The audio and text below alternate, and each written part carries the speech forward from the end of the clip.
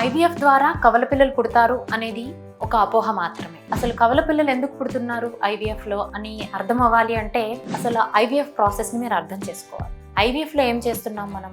అండము, వీర్యకణం ఈ రెండింటిని కృత్రిమంగా మనము ల్యాబ్ లో కలిపి బేబీని తయారు చేసి వచ్చిన బేబీని అంటే ఎంబ్రియోని మనము తిరిగి గర్భసంచిలో కూర్చోబెడుతున్నాం. సింగిల్ ఎంబ్రియో ట్రాన్స్ఫరా, 2 ఎంబ్రియో ట్రాన్స్ఫర్ చేయాలా అనేది ఒక కీలకమైన నిర్ణయం. సో ఎవరికి సింగిల్ ఎంబ్రియో ట్రాన్స్ఫర్ చేస్తాము, ఎవరికి డబుల్ ఎంబ్రియో ట్రాన్స్ఫర్ చేస్తాం అంటే 5వ రోజు వరకు మనము ల్యాబ్లో పెంచుతున్నాం. దాన్ని బ్లాస్టోసిస్ట్ అంటాం. ఈ బ్లాస్టోసిస్ట్ ట్రాన్స్ఫర్ని మనము 1 2 అనేది మనము అక్కడ ఉన్న పేషెంట్ కండిషన్ని బట్టి మనం డిసైడ్ చేస్తాం. ఎవరి వయసు అయితే 35 సంవత్సరాలు దాటి ఉంటుందో వేరే అదర్ ఫ్యాక్టర్స్ అంటే ఎడినోమయోసిస్ ఉండడము, ఎండోమెట్రియం థిన్గా ఉండడము, పూర్ ఎంబ్రియో గ్రేడ్స్ ఉండడం అంటే grade B, grade C embryos ఉన్న వాళ్ళకి యూజువల్గా మనము 2 ఎంబ్రియోస్ని ట్రాన్స్ఫర్ చేసేదానికి సజెస్ట్ చేస్తాం.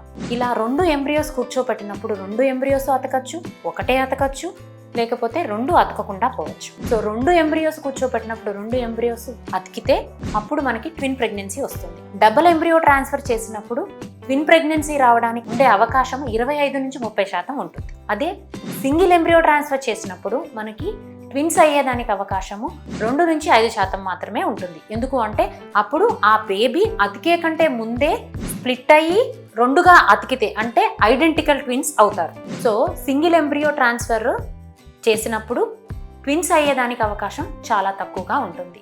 సో ART 2020 యాక్ట్ ప్రకారము single embryo transfer is more safe and healthy. Thank you.